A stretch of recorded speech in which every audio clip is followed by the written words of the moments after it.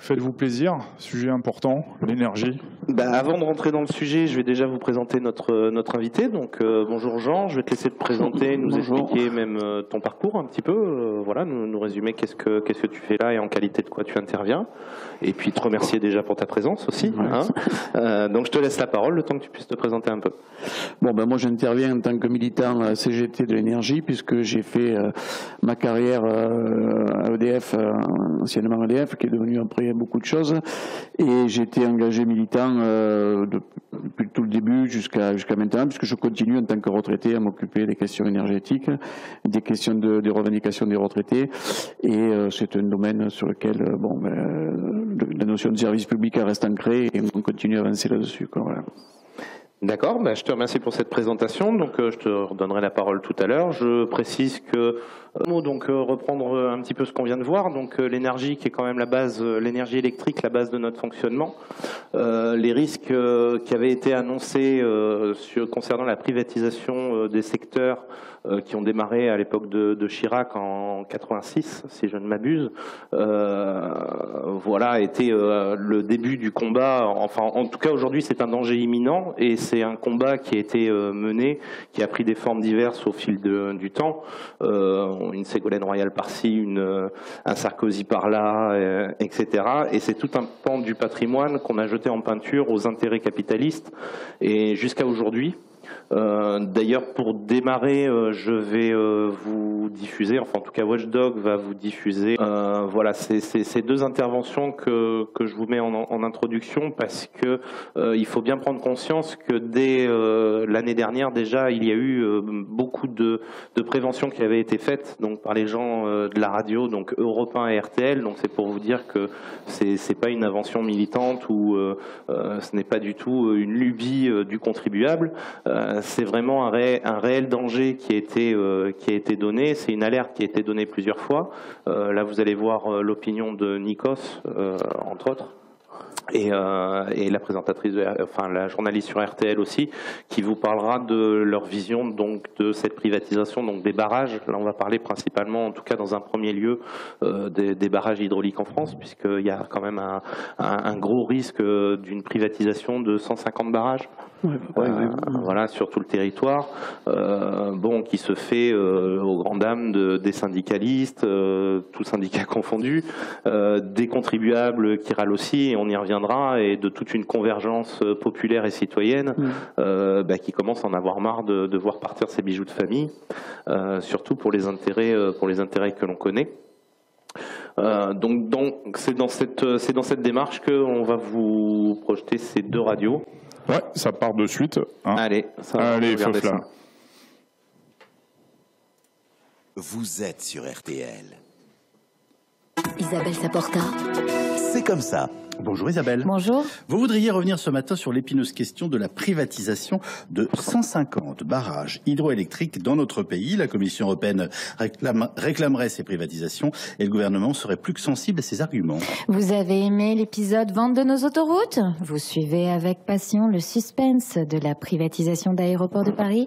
Vous allez adorer la vente de 150 de nos barrages hydroélectriques ou le dernier rebondissement de notre série hexagonale, la France vend ses joyaux. Alors, comme à chaque fois ou presque que l'on décide de vendre nos infrastructures vitales, on nous explique que c'est de la faute de l'Europe. Oui. Regardez comme ce méchant Bruxelles, tout occupé à briser les monopoles, veut enquiquiner EDF qui détient 80% de nos barrages. Et ce n'est pas faux, Yves. Bruxelles nous enquiquine, alors qu'elle laisse tranquille l'Allemagne ainsi que le Portugal dans la gestion de leur retenue d'eau. Et pourquoi donc, me direz-vous? Parce que ces pays ont tapé du poing sur la table pour que Bruxelles leur fiche la paix. Et ça a marché. Et nous, comme on n'a rien demandé, on n'a rien obtenu non plus, ou plutôt si, le droit de privatiser FISA nos infrastructures. Pourtant, ces infrastructures sont capitales. Certes, ces barrages ne représentent que 12% de la production d'électricité en France, mais ils jouent un rôle crucial. Je m'explique. Le nucléaire, c'est pas une simple petite chaudière que l'on peut relancer aisément quand on manque d'électricité. Du coup, en cas de pic de demande, le plus sûr moyen, le moins cher et le plus propre, c'est l'électricité issue de ces barrages. Imaginons demain, Yves, que ces barrages soient privatisés et que la France connaisse un risque de blackout. Un blackout, ça coûte plusieurs dizaines de milliards d'euros par jour. Donc celui qui a l'électricité nécessaire à ce moment-là pour l'éviter, c'est le roi du pétrole. Et là, le mégawattheure, on pourrait devoir le payer une fortune demain. Excusez-moi, c'est effarant de prendre un risque pareil. Attendez Yves, je vous ai pas encore dit le pire. Ces barrages, ils ont 70 ans en moyenne. Un gros barrage, c'est 600 millions de mètres cubes d'eau. On a du coup intérêt à ce qu'ils soient bien entretenus, ces barrages. Parce que la vague de 3 étages qui pourrait s'abattre sur nous s'ils devaient céder, on aurait beaucoup de mal à surfer dessus. Attendez, c'est pas le pire encore. Ces barrages stockent les 2/3 des eaux artificielles en France. Vous savez, ces eaux qui servent notamment pour l'agriculture, pour le tourisme, ces eaux dont on a si cruellement besoin en période de réchauffement climatique, ces eaux qu'EDF a gérées au mieux, service public oblige, pour que chaque activité économique puisse en profiter, même en période de forte sécheresse. Vous croyez que ça va se passer comment après la privatisation? Que ces boîtes privées, tout en altruisme et en générosité, elles vont, option 1, continuer à le rendre bénévolement, ce service? Ou option 2, le faire payer au prix fort? Alors, au lieu de brader notre patrimoine, ayons conscience de l'intérêt stratégique de ces barrages, déclarons les biens communs et osons dire à Bruxelles non aux privatisations. C'est comme ça. Isabelle Saporta. Il est 7h19, Europe 1 va plus loin, enquête ce matin Nikos sur la privatisation de nos barrages hydroélectriques. C'est en tous les cas ce que Bruxelles veut imposer à la France, l'ouverture à la concurrence. Mais quelles seraient les conséquences pour nous, consommateurs? C'est l'enquête du jour. Avec nous pour en parler, Maude Descamps du service économie d'Europe 1. Bonjour Maude. Bonjour Nikos. L'électricité qui sort de nos barrages, est-ce que ça représente une partie importante de notre production? Oui, très clairement, c'est notre deuxième source d'énergie, derrière le nucléaire, 13% de notre production électrique. Et puis c'est surtout la première énergie renouvelable en France et nous sommes en Europe le deuxième plus grand producteur d'hydroélectricité après la Norvège.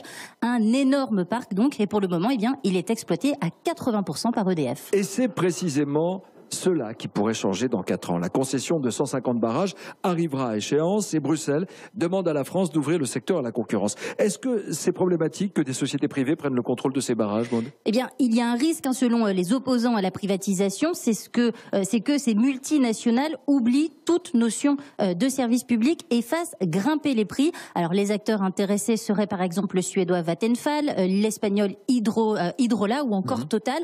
On pense toujours que plus de concurrence entraîne une baisse des prix. Eh bien non, dit le médiateur de l'énergie. Aujourd'hui, vous savez, EDF a l'obligation de faire des lâchers d'eau pour produire de l'électricité dès qu'il y a un fort besoin. Eh bien demain, ces multinationales pourraient décider d'attendre que les prix soient au plus haut pour décider de vendre leur électricité. Et c'est pour cela que Delphine Batho, l'ancienne ministre de l'écologie de François Hollande, avec une centaine de députés, demande au gouvernement de s'y opposer. Le risque, c'est une hausse des prix de l'électricité, comme on l'a vu en fait avec les autoroutes. Il y a un risque aussi d'avoir une multiplicité d'opérateurs alors qu'il est question d'un bien public, l'eau. On n'a pas les mêmes garanties de sécurité des ouvrages sur à la fois de la production d'électricité, mais aussi la gestion de l'eau. Autour de ces barrages se sont aussi construits des bases de loisirs, des réserves d'eau pour l'agriculture. Et les communes qui en vivent sont très inquiètes parce que demain l'accès à l'eau pourrait devenir payant. Rémi Pierre s'est rendu sur le barrage de Savines-le-Lac dans les Hautes-Alpes où les habitants vont manifester aujourd'hui contre cette privatisation éventuelle.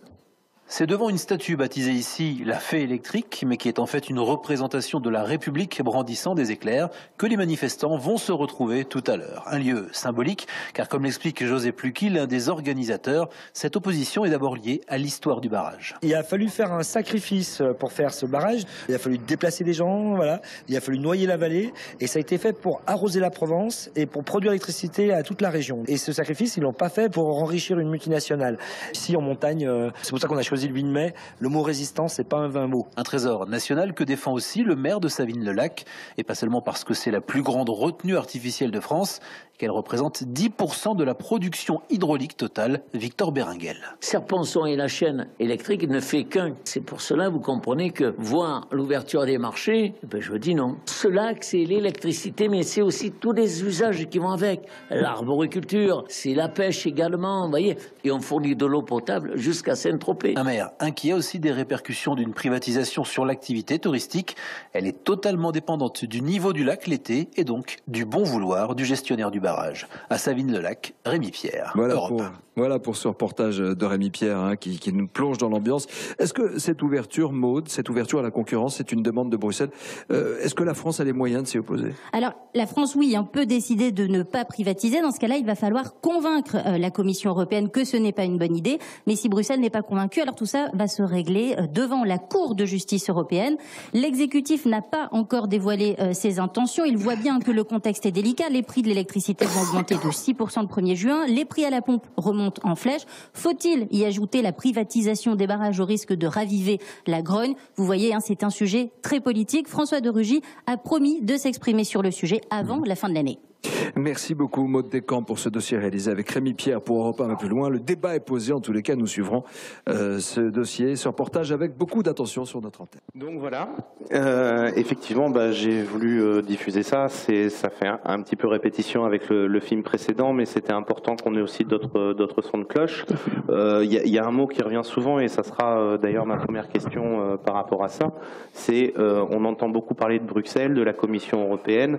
La vraie question c'est pourquoi, j'ai vu quelque part, je crois que c'est dit dans le film, pourquoi spécialement la France et pas les autres barrages en Europe? Il y a d'autres barrages en Europe, il y a d'autres énergies hydroélectriques.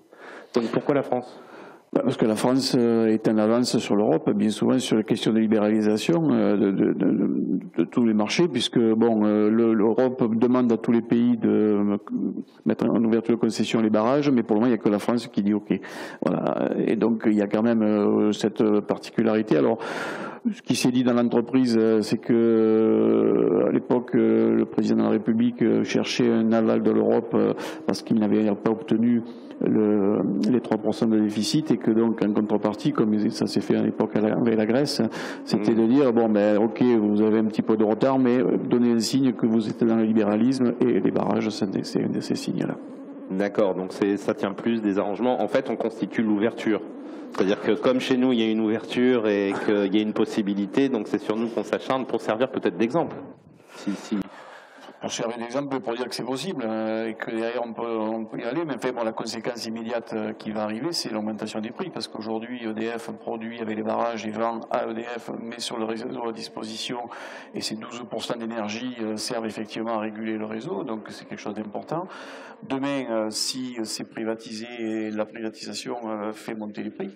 On a déjà l'exemple de la Compagnie nationale du Rhône dans la région, où ils sont déjà dans ce fonctionnement-là. Ils attendent bien souvent que le produit soit rare pour le vendre, et donc ça fait monter les prix. Et ce qu'il faut savoir, c'est que chaque fois qu'on achète un peu plus cher l'électricité sur le réseau, c'est reporté sur le prix des kilowattheures final, et donc c'est l'usager qui paye au bout du compte. Donc la libéralisation pose cette problématique. La privatisation, c'est que derrière, on n'est plus sur un niveau de prix coûtant pour faire fonctionner un système national, on est sur chacun pour soi à vendre plus cher, et il y a toujours un usager qui paye, ce qui pose... Oui, disons que la démarche concurrentielle, elle amène justement à... Enfin, on se bat pour des parts de marché qui sont en fait les contribuables, enfin en tout cas les citoyens consommateurs, et qui vont en fait payer non plus en fonction de ce que produit le pays, mais en fonction des spéculations.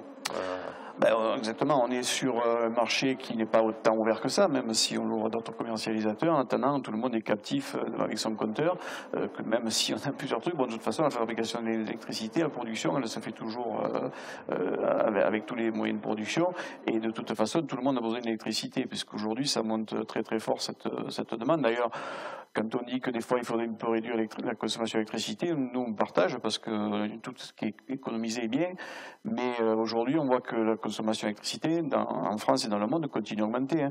Moi je donne toujours cet exemple, tout ce qui est Internet, téléphonie, les réseaux sociaux, c'est aujourd'hui 10% de la consommation mondiale d'électricité et ça fait qu'augmenter. Donc ça fait partie des choses que quand on dit souvent il faut arrêter la consommation, attention, il faut la baisser, ça sera toujours très compliqué. Parce que c'est pas quelque chose qui aujourd'hui se pose comme ça. La consommation d'énergie va continuer à avancer. Même s'il y a des choses à faire de ce côté-là, ça va continuer à avancer. Et puis bon, tout le monde de toute façon devra payer le kilowattheure à quelque chose qui s'impose à eux, parce que même si on change de commercialisateur, il y a toujours le même principe. Les kilowattheures qui sont produits, si on les achète plus cher, ben, le prix se reporte au bout du compte. Oui, d'accord. Je te pose la question, on n'entend pas bien, mais il y a des solutions à ça réellement, enfin nous, à notre échelle? Je crois que les solutions, c'est que le consommateur s'empare un petit peu de cette question du marché et qu'il réclame un marché qui ne soit pas un marché libéral avec la loi soumis à la loi du marché, mais une notion de service public. Enfin, aujourd'hui, je pense qu'il ne faut pas réinventer les choses. Revenons à ce qui avait été fait et mis en place à la sortie de la guerre par le Conseil national de la résistance, c'est d'avoir un service public de l'énergie qui permette de produire, de transporter, de distribuer de l'énergie au prix le meilleur, et ce qui permet ensuite d'avoir un bien commun pour tout le monde, que ce soit pour la production industrielle, pour l'usage domestique.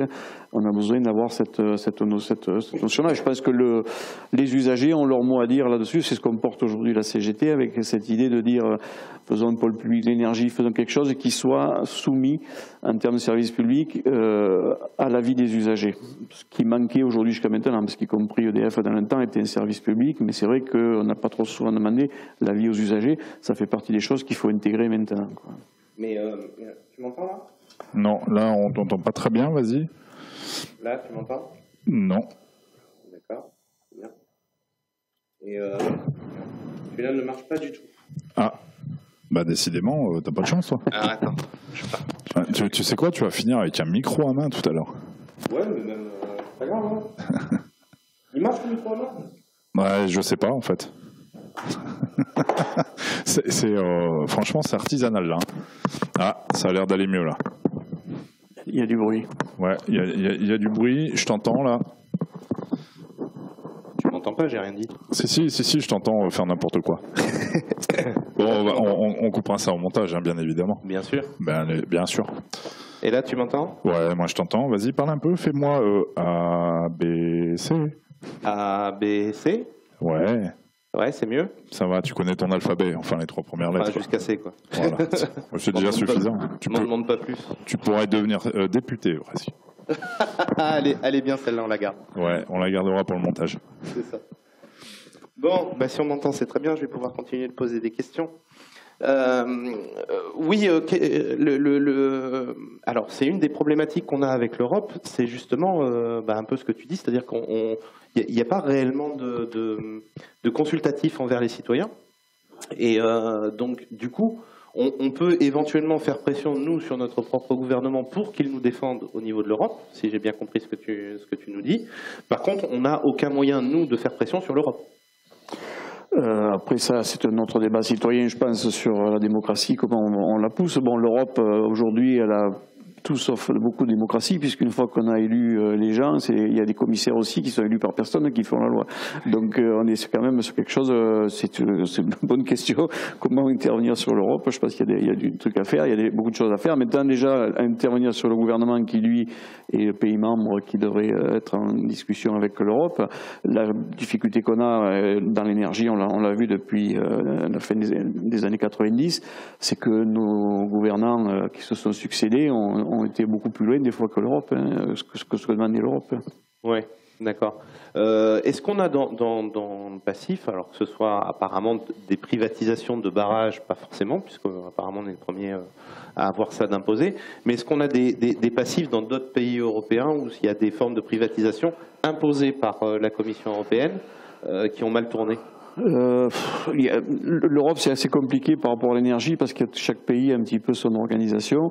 Mais quand on prend l'Allemagne, c'est assez ouvert, c'est assez privatisé.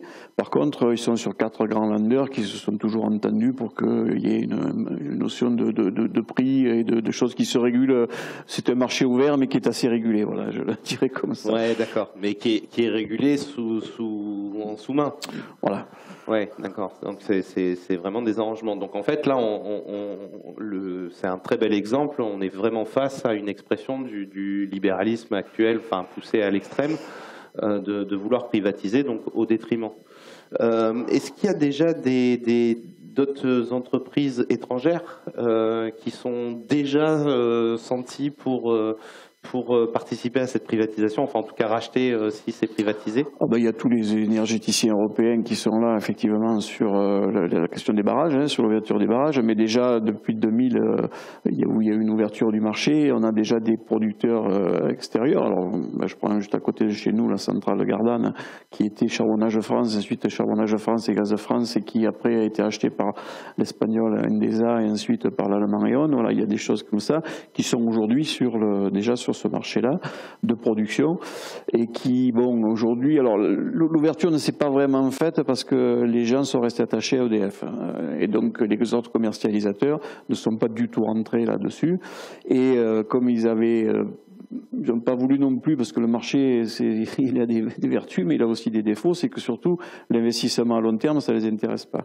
Et une centrale aujourd'hui, un barrage, n'importe quelle centrale, c'est un investissement à 30 à 40 ans, et le marché, lui, c'est un investissement à 5 ans qui l'intéresse. Donc aujourd'hui, ils ne sont pas venus pour construire de la production d'électricité, ils sont venus pour en vendre. Et donc, d'où on y reviendra peut-être tout à l'heure dans le débat, mais toute la question de la loi Nome qui a fait que EDF doit donner 25% de son énergie nucléaire à la concurrence pour derrière dire qu'il y a un marché ouvert, quoi. Oui, d'ailleurs j'ai bien aimé dans le film comment c'est assez bien expliqué, et elle l'aborde aussi dans ce qu'on a entendu au niveau des radios RTL, mais il y a quand même un lien assez proche entre l'énergie nucléaire et l'énergie hydroélectrique. Ne serait-ce que pour des raisons dont on a entendu de refroidissement de réacteurs pour éviter les dégâts, de mesures d'urgence aussi. Je l'ai vu, je ne sais plus si c'est dans ce qu'on a vu ou dans ce qu'on va voir, mais en tant que mesure d'urgence. Donc ça sous-entendrait que même si le nucléaire, et on en parlera un petit peu tout à l'heure, mais comme il ne fait pas forcément partie de la partie privatisation d'EDF, indirectement, la privatisation des barrages hydroélectriques peut aussi donner donc une influence sur le nucléaire à ces sociétés privées. Oui, complètement, parce que alors on l'a déjà vécu en 2003 où la Compagnie nationale du Rhône, qui était déjà sur un système de marché, où là c'est pas complètement privatisé, c'est moitié-moitié, mais la Compagnie nationale du Rhône en 2003 pendant la canicule avait des kilowattheures à vendre, et quelque part les prix montaient puisqu'on est passé de 25 € le mégawattheure à 1000 € dans la journée, donc ça s'est vendu jusqu'à 1000 €. Ah oui. Oui, sur le système de marché, c'est ça, et donc payé ensuite, comme je disais tout à l'heure, par les usagers. Et comme il y avait de la chaleur, le niveau du Rhône avait baissé, la Compagnie nationale du Rhône, normalement dans la mission de service public global de la France, devait lâcher de l'eau pour remonter le niveau du Rhône pour refroidir les centrales. À cette époque-là, la Compagnie nationale du Rhône avait dit non, à 1000 € je lâche pas l'eau, je turbine. Et derrière, donc EDF a racheté, il y a des ressources, mais a racheté une réserve d'eau qui est dans le lac Léman pour arriver à faire fonctionner, à faire refroidir. Donc effectivement, quand on sort d'une notion de service public global où toutes les parties, tous les morceaux participent à ce service public et qu'on y met du financier dedans, bon, mais après il y a des choses qui vont se monnayer. Et effectivement, sauver une centrale ou refroidir une centrale, ça sera certainement un coût ou un gain pour certains, quoi. Ouais, mais je suis vraiment très surpris, en tout cas de la fluctuation très très large, parce que dans le film, il parle de 30 € le kilowattheure jusqu'à 3000 € le kilowattheure. Le mégawattheure.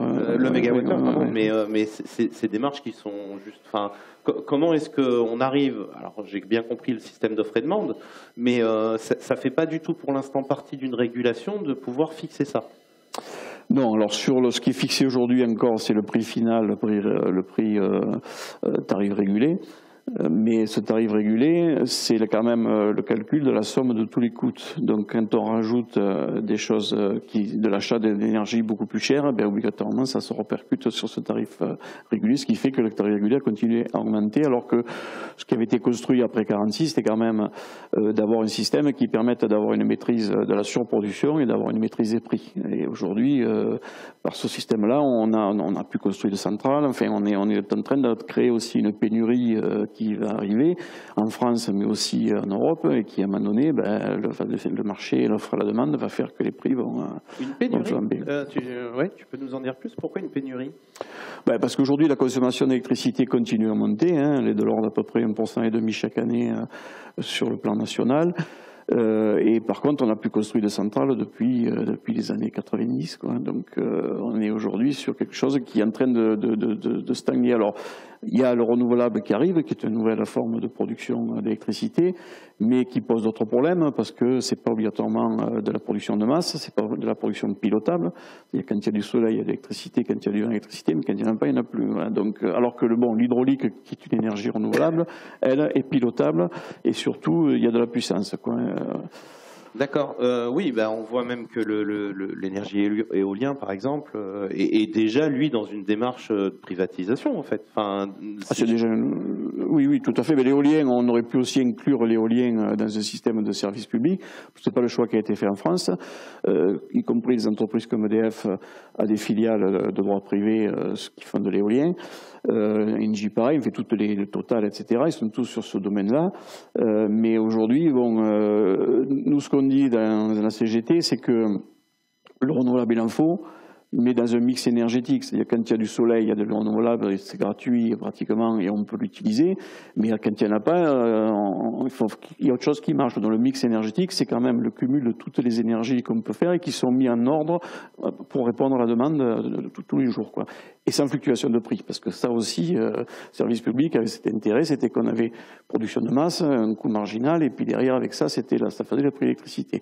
Aujourd'hui, quand on y met le marché va faire de la fluctuation, et ce qui veut dire que le prix, il va faire qu'augmenter, d'autant que il y a tout un système de régulation pour que le marché fonctionne, hein, et donc ça aussi, c'est des coûts supplémentaires qui se rajoutent, qui viennent en plus, quoi. Ouais, d'accord. Et effectivement, quand on met les avantages de l'éolien par rapport à l'hydroélectrique, donc on a bien compris que l'hydroélectrique, un de ses énormes avantages, c'est le stockage. Tout à fait. Alors, je reprends ce qui était dans le film, donc c'est pas le stockage de l'électricité, mais c'est le fait de stocker des masses d'eau donc sur un niveau supérieur, permet d'avoir cette réserve qui permet de passer dans des turbines et de produire une électricité. Donc ça, c'est quelque chose que pour l'instant l'éolien ne permet pas. Et même le solaire, c'est difficile puisque ça passe par des accumulateurs et qui sont pas. Est-ce que c'est au point ça? On arrive à avoir quand même quelque chose qui pointe le bout de son nez sur le solaire ou l'éolien? Alors sur le solaire et l'éolien, moi je dis toujours, attention, la CGT n'est pas contre le renouvelable, parce que des fois on nous fait ce procès opposé nucléaire, renouvelable. Non, on n'est pas contre le renouvelable, mais techniquement et physiquement, il y a des choses qui se passent, quoi. Quand il y a du vent, si l'éolienne tourne l'électricité, il faut la consommer à ce moment-là, on ne peut pas la stocker, parce que alors là, le stockage c'est quelque chose qui commence à se développer, mais si on stocke de l'électricité, c'est des batteries la plupart du temps, et les batteries en termes d'écologie, c'est pas obligatoirement le meilleur. Métaux lourds, métaux rares, terres rares, etc. Donc on est sur une énergie fatale, on appelle ça comme ça, qui est produite et qu'il faut consommer. Alors si le réseau s'y prête, on consomme. Si ne s'y prête pas, on la jette à la terre, on la met à la terre pour l'écouler, et puis on arrive à ce qui est dit dans le film, des prix négatifs parce qu'il y avait trop d'électricité. Ça c'est monumental. Ça c'est extraordinaire. Ça faut que tu nous en dises un petit peu plus sur ce système-là, parce que j'ai trouvé ça formidable de dire on repaye l'électricité qu'on a produit, quoi. Tout à fait. Donc, alors, comment ça se déroule? Pourquoi ça se passe comme ça? Le réseau en France est régulé sur le système d'informatique. On a une mesure de la consommation et en fonction de ça, on envoie de l'électricité. Donc, le marché qui rentrait dans ce système-là maintenant fait que s'il y a beaucoup de demandes, le prix monte. S'il y a peu de demandes, le prix baisse. Et donc, quand il y a trop d'électricité de produite, obligatoirement, on a trop à vendre, donc le prix s'écroule, c'est la bourse, le marché s'écroule.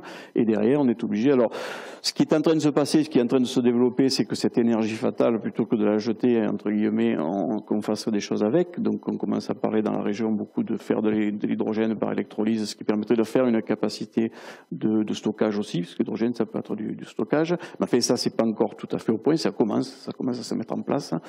Mais aujourd'hui, bon, l'éolien et le solaire, cette problématique-là, si on en développe énormément, on va se retrouver de l'énergie qui, à un moment donné, sera abondante, on ne saura pas quoi en faire, et quand on en aura besoin la nuit ou quand il faut se chauffer, on ne l'aura pas. Voilà. Oui, et en plus au risque de déséquilibrer de telle manière les marchés que du coup, il y a... Il n'y a plus personne qui va investir nulle part après dans un système comme ça. Hein. Oui, c'est sûr. C'est sûr. D'ailleurs, alors, ce combat de l'énergie, ça fait combien de temps alors, tu vas peut-être me dire depuis 86, mais ça fait combien de temps que les syndicats, en tout cas CGT, militent et combattent cette privatisation autant, je dirais, de façon aussi appuyée? Depuis le début de l'histoire de GDF, il faut se rappeler le Conseil national de la résistance qui a dit qu'il faut une énergie abondante, donc qui a donné une mission, qui a nationalisé 2 entreprises, EDF et GDF, qui étaient la somme de toutes les petites entreprises électriques ou gazières qui existaient. Derrière, cette notion-là a permis de construire tout un tas de choses, les barrages, les grandes centrales, etc., qui a été construit, entre guillemets, on dit par la nation, mais c'est surtout construit par la facture des Français, puisque c'est ce qui a fait le financement, hein, y compris quand on a emprunté l'étranger, ça a été payé par la facture des Français. Donc tout ça a été fait, et à un moment donné, le marché est devenu correct, ça fonctionnait bien, et là, le 86 à peu près, c'est effectivement à peu près le moment où ça a commencé à bouger. On a voulu rentrer dans une démarche de marché, on sortait d'une notion de service public où ce bien commun était mis à disposition des usagers à un marché où on devait produire et faire du fric avec. Donc, et ça a commencé à monter, avec un point d'orgue à la fin des années 90 avec l'ouverture de la directive d'ouverture de la concurrence du gaz et l'électricité en France. Et depuis, on n'arrête pas, quoi. Depuis, tout un tas de lois se succèdent. Alors, c'est ça qui est surprenant, c'est qu'en fait, depuis le début, il y a une opposition quand même très forte par rapport à ça.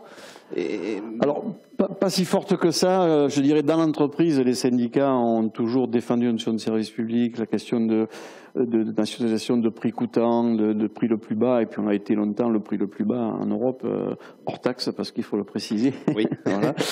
Parce qu'après nous, on met des taxes sur des taxes, ça fait le gouvernement impose. On parlait tout à l'heure, effectivement, les taxes sur les taxes, ça c'est énorme. C'est phénoménal, mais voilà, bon, ça fait partie du marché, fait des choses qui se payent et qui sont à revoir, hein, sur lesquelles le citoyen a son mot à dire. Mais donc, j'ai perdu le fil. on a construit tout ça, et le marché, lui, dit, tout ça c'est bien, mais ça me rapporte, il faut que ça me rapporte. Donc derrière, j'ai introduit d'autres notions, le prix du marché, le marché, et on a basculé. Alors oui, c'est ça que je veux dire. À l'interne, on s'est battu contre parce qu'on voyait cette casse du service public. Au niveau des usagers, bon, ça a été un peu abstrait comme discours. Et bien souvent, en 2004, je me souviens, pour l'ouverture du capital d'EDF et GDF, on a mené une très très forte lutte, une très forte mobilisation. Mais bon, les gens nous disaient, vous vous battez pas pour le service public, vous vous battez pour vos avantages, pour vos sociaux. Et bon, du coup, on n'a pas gagné. La loi est passée, l'ouverture du capital a été faite, et depuis, alors là, les choses se sont encore accélérées, quoi. Alors j'ai une question qui sort un peu de ce cadre-là, mais qui rejoint ça. Est-ce que l'échec par rapport à l'opinion à l'époque a été une des choses sur lesquelles vous êtes battu? Est-ce qu'il y a une campagne de désinformation qui a été faite en face, ou de manque d'information? C'est différent pour nous. On n'était pas dans l'évolution des médias tels qu'on les connaît aujourd'hui, avec ce que vous faites par exemple. On était sur une information. Nous, on a essayé, les syndicats, d'essayer d'aller vers les populations. Donc, on a fait ce qu'on sait faire, les marchés, les distributions de tracts, d'informations, etc. Mais c'est vrai qu'à l'époque, bon, on le voit dans le film, Sarkozy, à l'époque, il parlait de « mais non, on ne privatisera pas », etc. Les médias se sont emparés de cette question-là, et les Français ont cru, même si le nez s'allonge des fois. Maintenant on le sait. Oui, maintenant on le sait, mais à l'époque, bon, ils ont cru sur parole ce qui était dit à la télévision, quoi. Ouais, c'est vrai que ça a été difficile, mais néanmoins, et on va le voir sur la prochaine vidéo qu'on va lancer dans un petit instant. Je pense que tu peux constater, enfin en tout cas, tu vas me dire si tu es d'accord. Justement, par rapport à cette période-là, aujourd'hui, il y a un éveil et une prise de conscience qui est largement plus grande de la part des citoyens et de la population.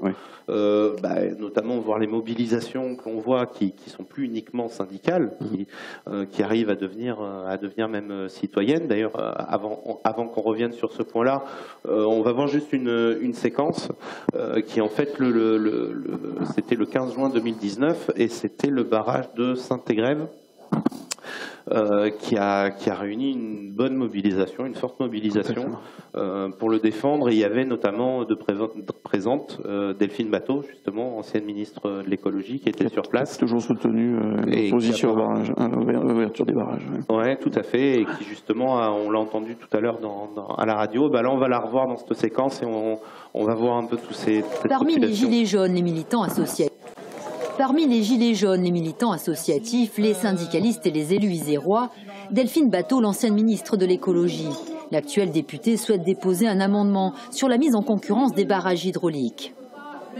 Quand j'étais ministre de l'énergie et de l'écologie, j'ai bloqué ce processus d'ouverture à la concurrence. Et à l'époque, le secrétaire général de l'Élysée, c'était Emmanuel Macron. Lui, il était plutôt pour. Voilà, donc le gouvernement actuel, dans ses orientations, a commencé d'enclencher le processus d'ouverture à la concurrence. Peut-être qu'aujourd'hui, il est en train de se rendre compte qu'il y a une mobilisation importante dans les territoires concernés. Les barrages, c'est les objets industriels les plus dangereux de France après les centrales nucléaires.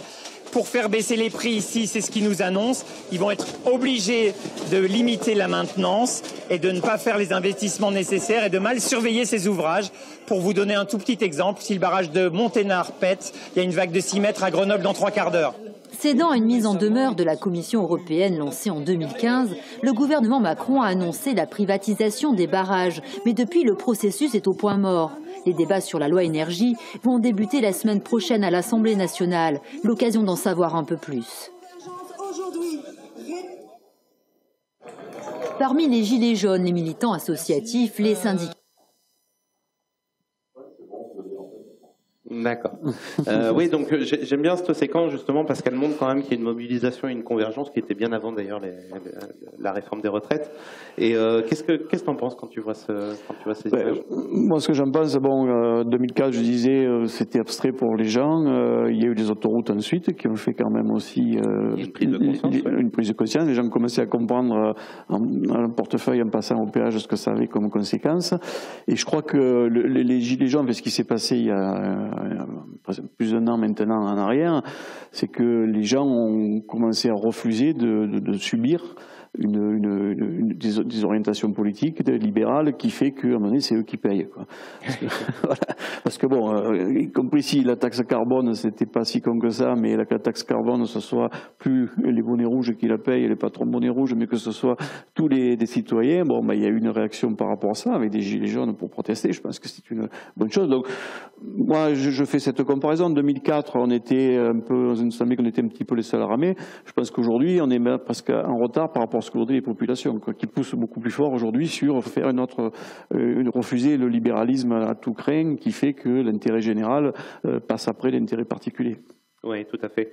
Après, ce qui a ralenti un peu cette prise de conscience, c'est aussi le fait que la population s'est souvent sentie désarmée devant ce genre de choses. Alors désarmée, que ce soit d'un point de vue des connaissances, de la compréhension, parce qu'on leur a expliqué aussi qu'ils comprennent rien, faut le dire. Mais en plus de ça, désarmés parce que c'est un peu la question que je t'ai posée au début, c'est que c'est vrai que quand on pense Commission européenne, alors à l'échelle de l'Europe, c'est pire parce qu'on se dit qu'est-ce qu'on peut bien faire à ces gens-là. C'est d'ailleurs pour ça que là aujourd'hui qu'on commence à se soulever, à dire non, à dire comme tu dis qu'on a une prise de conscience pour dire non. Donc ces gens-là commencent à descendre dans la rue. Alors en plus, pour aller plus loin, ce n'est même pas juste CGT ou les Gilets jaunes, c'est vraiment moi j'ai récupéré des documents CFDT, j'ai récupéré des documents d'autres syndicats qui alarment avec les mêmes éléments. Moi je trouve ça intéressant au milieu de ce malheur de voir que justement il y a quand même une convergence, une réelle convergence qui se forme et une mobilisation face à des discours. D'ailleurs, on va parler du nucléaire juste après ça. J'ai encore une petite séquence à passer va faire la transition avec le nucléaire et avec le projet Hercule dont on va parler juste après. Alors c'est pas une séquence qui va apporter énormément d'informations, c'est juste pour donner un exemple du genre de discours. Alors c'est de Rugy. De Rugy, je vais vous laisser voir ça. C'est de Rugy qui explique qu'on n'a rien à dire et puis que même le patron d'EDF a qu'à fermer sa bouche parce que c'est de toute façon l'État qui décide et que c'est comme ça. Voilà. Donc je vous laisse regarder cette séquence. EDF a tort lorsque EDF dit qu'il ne faut pas fermer de centrales avant 2029. En tout cas, EDF doit savoir que ce n'est plus EDF qui fait la politique de l'énergie. Ce n'est plus en EDF France qui décide. C'est le Parlement qui a fixé les choses il y a 3 ans. Cette loi, elle a 3 ans et la majorité actuelle a dit clairement on ne la remet pas en cause. S'il y a des gens qui veulent la remettre en cause, si le patron d'EDF veut faire la loi à la place des députés, qu'il se présente aux élections législatives et ensuite on verra ce qu'il en est. En l'occurrence, il est là à la tête d'une entreprise publique, 85% du capital d'EDF est détenu par l'État et donc il est là pour mettre en œuvre la politique décidée par le Parlement. Déjà Donc voilà, donc en gros, comme ça a été dit, comment vous recevez ce genre de message, vous entendez ce genre de choses?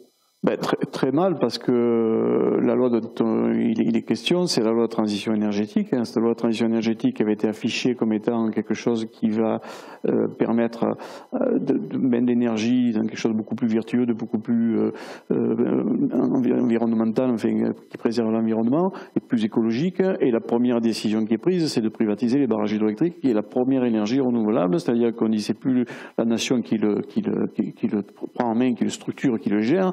On va donner ça au privé qui, par le biais du marché, va faire le bonheur de tout le monde. Bon, il y a des incohérences dans le truc. Alors oui, le gouvernement prend des lois, effectivement, il est là pour ça. Mais là, celle-là de loi, enfin, nous, on la dénonce depuis le début. La transition énergétique telle qu'elle a été mise en place, et qui donne ensuite lieu à la PPE, la production pluriannuelle d'énergie, programmation pluriannuelle d'énergie, c'est quand même tout et n'importe quoi. Mais c'est surtout pas de l'écologie, c'est surtout de l'ouverture libérale d'un marché de l'énergie, et encore plus d'ouverture libérale du marché de l'énergie. Et au bout du compte, quand c'est libéral, c'est plus cher. Hein. C'est ça, en fait, cette histoire de transition énergétique, en fait, c'est un coup de novlangue, c'est la novlangue d'Orwell, c'est nous faire passer des mesures avec des mots très positifs, mais effectivement, elle n'a rien d'écologique. On voit Ségolène Royal qui en parle, cette transition, et qu'il faut la faire, et que c'est formidable, et qu'on va respecter la planète, mais on voit bien que rien n'est fait pour ça, en fait. Non, rien n'est fait pour ça. Puis la loi de transition énergétique parlait beaucoup d'énergie, parlait très peu du transport, qui aujourd'hui est quand même quelque chose, en termes de rejet de CO2 et de particules, quelque chose d'important. Mais effectivement, elle n'a rien d'écologique. Enfin, nous, on le dit comme ça, elle n'a rien d'écologique. C'est un élément de plus d'ouverture libérale du marché de l'électricité et du gaz. Transition libérale, plus qu'écologique. Transition libérale. Effectivement, alors ce qu'il faut expliquer pour comprendre, et puis on va en parler rapidement, on lancera la petite séquence qui présente ça. Mais effectivement, donc pour donner un état, aujourd'hui, EDF donc a une partie dont la commercialisation est privatisée. C'est ça. Et non, pas encore privatisé pour le moment. Pas privatisé, mais en tout cas ouvert à la concurrence. On va dire ça comme ça. Alors là aussi, d'ailleurs, il y a des démarches. C'est juste odieux parce que c'est vrai qu'il y a des démarches commerciales qui sont faites d'une manière où on sent bien que s'il y a une privatisation totale, ça va être dangereux. Parce que, alors, je parle même pas d'escroquerie, mais il y en a eu. Il y a eu des propositions d'abonnement. d'Engie vers EDF, etc. Enfin, il y a eu les commercialisateurs à côté d'EDF, pour prendre des parts de marché, ont sorti toutes les politiques commerciales très agressives, parfois trompeuses, pour que les gens derrière basculent. Et ça, ce sont des choses contre lesquelles vous avez la possibilité de dénoncer ou de lutter ou de contrer parce que ça échappe. La côté commercialisation échappe à la partie syndicale en vérité, non ? Alors, Avec l'ouverture de 2004 du capital et la séparation des entreprises en plusieurs morceaux, il y a eu quelque chose qui a été posé dans l'entreprise, c'est la libre concurrence interdit de critiquer le voisin, quoi. Et donc on a tous signé à l'époque un truc comme quoi on s'engageait surtout pas à parler de tout ça. Donc dans l'entreprise, on n'a pas le droit d'en parler. À côté, en tant que citoyen, on peut essayer de faire des choses. Mais aujourd'hui, non, on a eu du mal à contrer ça parce que on pouvait pas officiellement dire tel commercialisateur c'est un voleur, c'est un... Ah, il y avait des clauses de confidentialité dans les... C'est des sortes de... Alors, je ne sais plus comment on appelle ça, pas confidentialité, mais enfin, on était tenu dans certaines... Alors, notamment au niveau du transport et de la distribution, on ne pouvait pas parler d'un commercialisateur plutôt que d'un autre. Donc, on parlait de personne. Voilà. C'était l'objet. Oui, c'était même mieux de parler de personne de toute façon, parce que... Voilà. D'accord. Et même au niveau les syndicats, parce que c'était quand même des démarchages commerciaux. Bon, après, je dis ça, j'ai été commercial dans ma vie et effectivement, lorsqu'on vous donne une méthode de vente, vous l'appliquez et puis point. C'est vrai que vous ne pensez pas à vous dire bon, je vais revendiquer parce que voilà. Aujourd'hui, je pourrais plus faire commercial du tout. Hein, on est bien d'accord parce que quand on voit tout ce qui se passe, c'est même pas la peine. Mais donc tout ce démarchage là. Il aboutit aussi à un ras-le-bol des citoyens. Je pense qu'il a participé au fait qu'à un moment on se dise tiens, il y a un problème. Enfin, je sais pas, quand il y a eu des procès qui ont été faits, des ventes forcées qui ont été faites. Tout à fait. Ouais. T'as une idée de la proportion? Est-ce que c'était vraiment quelque chose de majoritaire ou ça restait quand même des comportements? Non, c'était pendant longtemps EDF est resté à 95%, 90% c'est EDF qui avait le marché du client usager domestique, quoi. Ça s'ouvre un peu plus, là, ça s'accélère un petit peu plus en ce moment, mais ça n'a pas été énorme. Par contre, ce qui est plus dangereux, c'est aujourd'hui la volonté de l'Europe et du gouvernement de stopper les tarifs régulés. C'était une particularité française, mais en Europe aussi, avec d'autres pays, qui disaient, bon, on fixe un prix, c'est le gouvernement qui fixe le prix. Alors le prix est fixé, comme je disais tout à l'heure, avec l'empilement des coûts. Avant 2010, avant la loi nommée, c'était les coûts marginaux. Maintenant, c'est cet empilement de tous les coûts qui fait que ça change complètement les choses et ça augmente. Mais en fait, le tarif régulé, c'est quand même un élément où, une fois qu'on a fixé un tarif, il n'y a pas beaucoup de commercialisateurs qui vont vendre dessus. Oui. Certaines énergies vertes en disant comme c'est vert, c'est normal que ce soit plus cher, ça fait partie des politiques commerciales. Voilà. Mais bon, aujourd'hui, il n'y en a pas. Donc, il y a une volonté de faire sauter le tarif régulé. Alors, qui aujourd'hui, quand même augmente aussi, puisque par le calcul des prix, ça augmente. Quand on achète plus cher l'électricité, ben on le répercute, voilà, donc ça augmente. Donc c'est quand même la question du prix, c'est aussi, il ne suffit pas d'avoir un tarif régulé, il faut avoir un tarif régulé et un service public global pour maîtriser ce prix. Et aujourd'hui, tout est en train un petit peu de s'emballer. Alors, sur le gaz, 2023, il n'y a plus de tarif régulé, ça y est. D'ailleurs, ils viennent d'écrire à tous les usagers du gaz en disant bon, maintenant ça va se finir, donc commencez à choisir votre commercialisateur alternatif. Pour le moment, pour l'électricité, ça y est toujours, y compris le 4e paquet de directives européennes qui s'est discuté encore en fin d'année dernière. L'Europe voulait que les tarifs régulés disparaissent. Pour le moment, ça n'a pas été fait, ça n'a pas été mis dans la directive, dans le 4e paquet de directives européennes. Par contre, c'est laissé au choix de chaque État membre. Bon, et aujourd'hui, on peut se poser la question de ce que fera Macron sur le tarif de l'électricité, parce qu'il peut aller plus loin que ce que demande l'Europe, et malheureusement, ça ne sera pas le premier en France sur l'énergie. S'il veut les caresser dans le sens du poil, c'est possible. Tout à fait.